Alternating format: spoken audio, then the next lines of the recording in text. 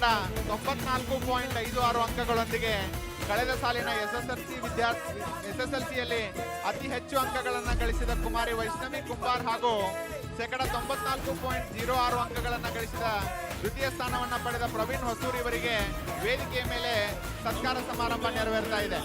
ಈ ವಿದ್ಯಾರ್ಥಿಗಳ ಭಾವಿ ಭವಿಷ್ಯ ಉಜ್ವಲವಾಗಲೆಂದು ಈ ಸಮಾರಂಭದ ಮೂಲಕ ಶುಭ ಹಾರೈಸುತ್ತೇನೆ.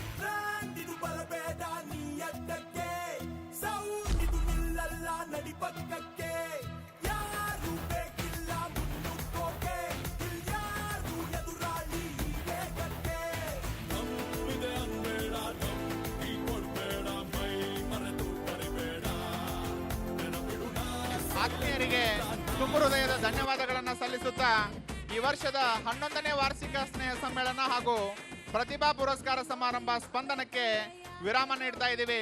ಎಲ್ಲರಿಗೂ ಧನ್ಯವಾದಗಳು. ಶುಭರಾತ್ರಿ.